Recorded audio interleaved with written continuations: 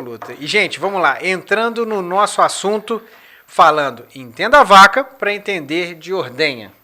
Fábio, para a gente começar a falar isso, é lógico que o próprio título já mostra para a gente, primeiro a gente tem que entender de vaca, né? Isso tem que entender da vaca. Então, você podia falar para a gente assim, rápido, sobre como é que funciona em termos biológicos a descida do leite? Não é uma coisa tão simples, não é só a gravidade que resolve o problema, né? Não, é muito mais coisa nisso aí. É muito então, mais por coisa. onde que começa?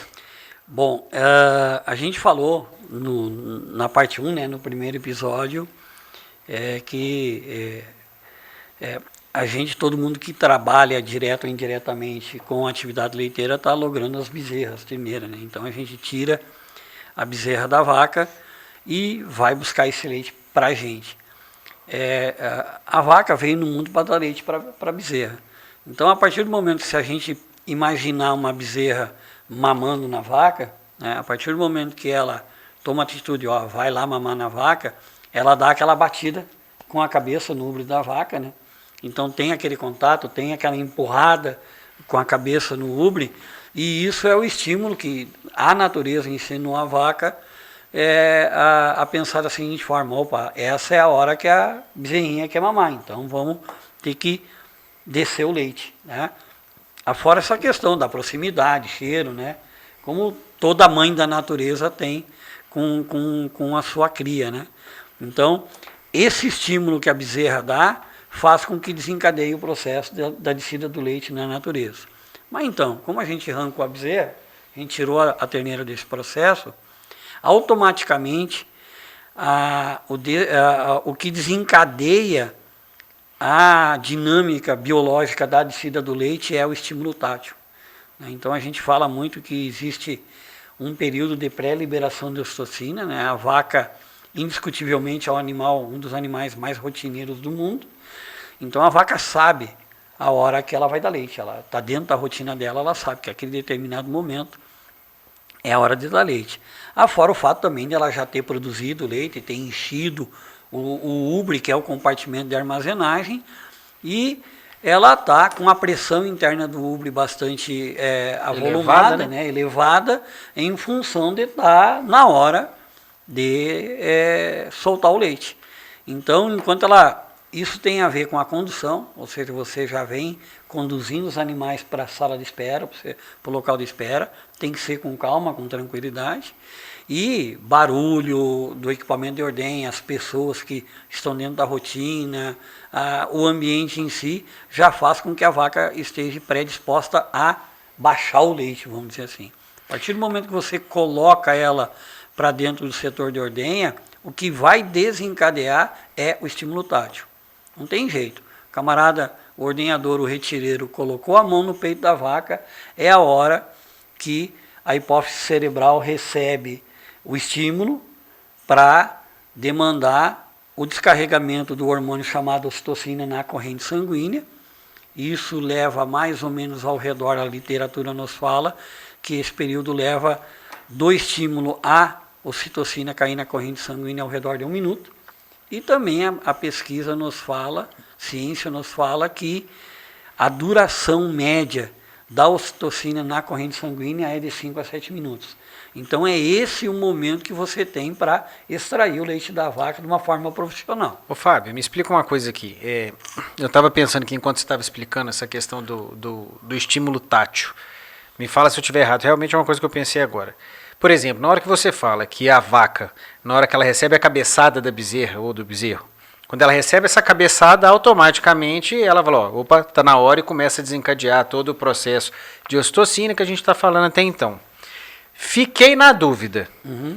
É a cabeçada quem faz, que é o responsável por esse processo, ou é a rotina da cabeçada?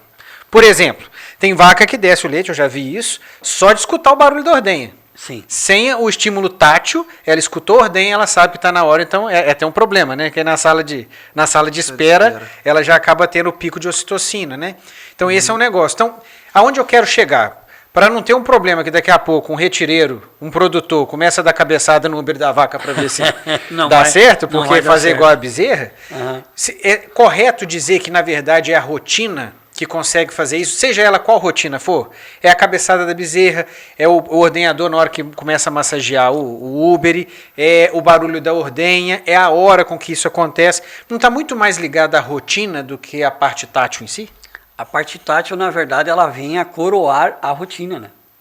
Então, o que realmente é aquilo que a gente comentou do período de pré-liberação de ocitocina. A rotina faz com que a vaca saiba que ela vai ser ordenhada. E, embora não seja tão raro uma vaca estar, vamos dizer assim, jorrando leite sem o estímulo tátil, né? Mas isso tem a ver muito mais com a capacidade de estrangulamento do esfíncter entre uma ordenha e outra, e a capacidade de armazenagem da cisterna do úbero e a cisterna do teto.